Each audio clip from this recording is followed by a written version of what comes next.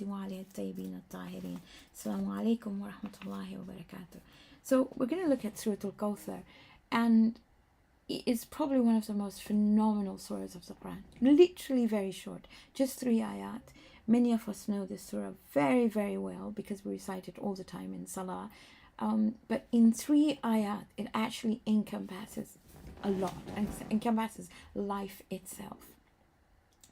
So we're going to start off by looking at the focus, which is like it says there, consolation to the Prophet. It gives him limitless abundance and a legacy. Probably is the shortest surah of the Quran. So we're going to start off with the first ayah. So he says, Bismillahir Rahmanir Rahim.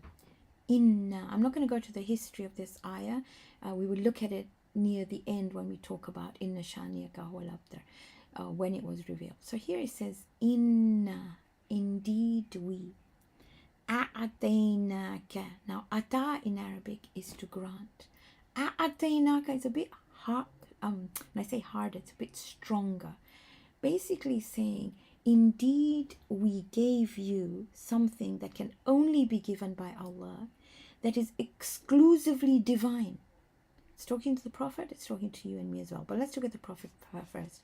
It's told him, we're giving you Kawthar.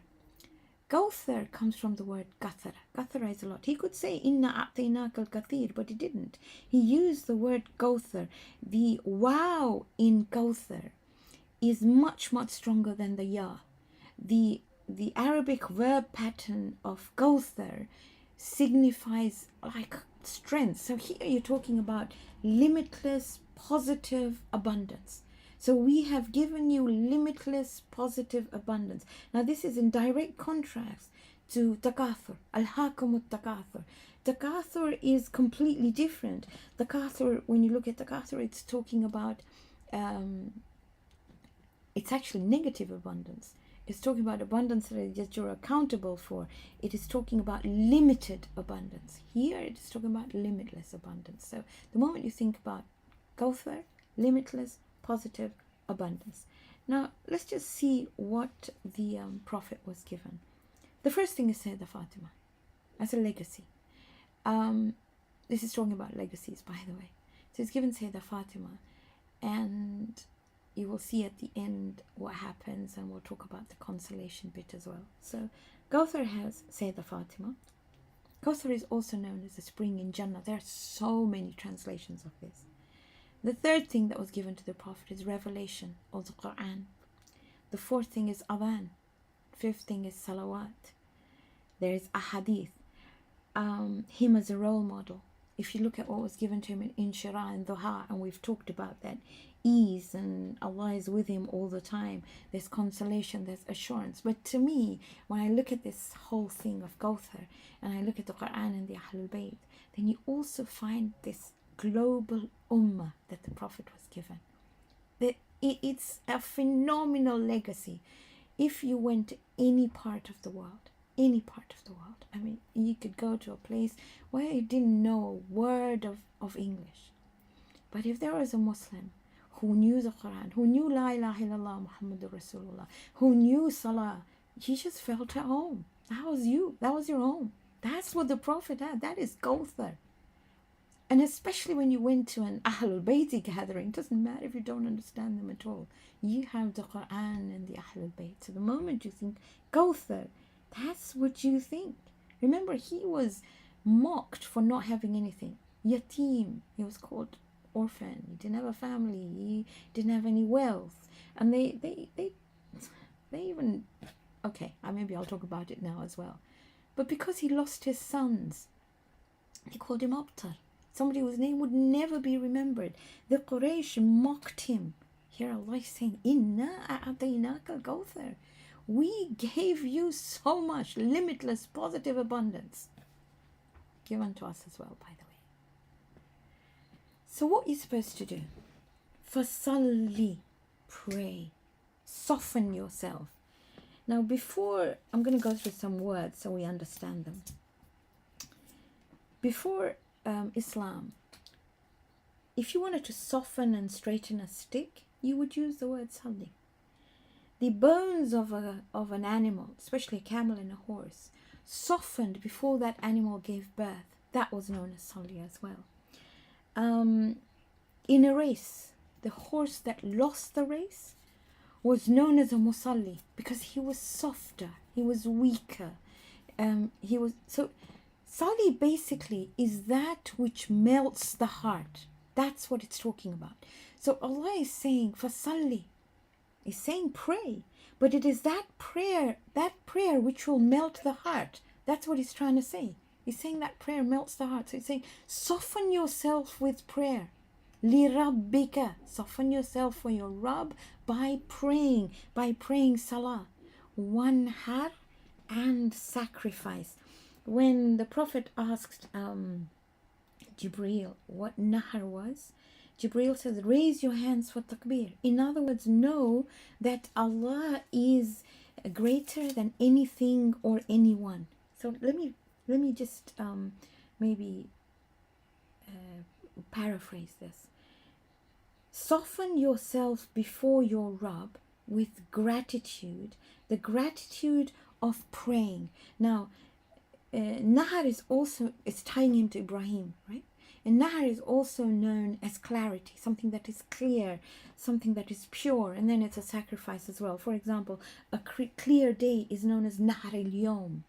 An open road is known as Tariqun Muntahir. So I'm going to paraphrase it again. Inna a'ataynaka Al Kawthar. We have given you limitless abundance. We've given you so many opportunities. Talking to me and you to him, I went through the things. What do? Soften yourself. Soften yourself with gratitude by praying and by sacrificing, by giving, by ensuring that you know that Allah is greater than anything or anyone. Okay. And then he said, Inna shaniyaka huwa al-abtar. Indeed, your shani. Shani is an enemy, is the worst kind of enemy. He doesn't only hate you, doesn't only not like you, this one wants to harm you as well. Enemy in Arabic is adu. Shani has bughd, has hatred as well, and wants to harm you a lot. There's a deep-seated hatred. So it says, indeed the one who has a deep-seated hatred for you, he will be one who is abtar, who will be cut off. He will be limited. See, the surah started with limitless and ends with limited. His wealth will be limited. His land will be limited. His honor will be limited. His status will be limited. Everything that he saw as abundance will be limited. See, the Arab used to call abtar to one who had no sons, no one to carry his name. So let me go and tell you what happens here. Okay. So the Prophet has just lost his son Ibrahim. Remember, through Khadija, he has lost two sons. Okay, Qasim, Abdullah. We've got different names here. So he loses these sons, and when he loses Ibrahim, his neighbor is Abu Lahab. And when Abu Lahab listens to him crying, he dances in the streets and he says, Batara Muhammad, Batara Muhammad. This son is gone as well. The son Ibrahim was the son of Maria Qibtiyya. I'd like to tell you a little bit about Maria Qibtiyya so you know who she was. When the Prophet wrote letters to neighboring states, one of the letters went to the Egyptian governor, Al-Muqawqa, and the person who was sent was called Hatib. And Muqawqa accepted Islam, and he sent with Hatib to the Prophet Maria and Sirin.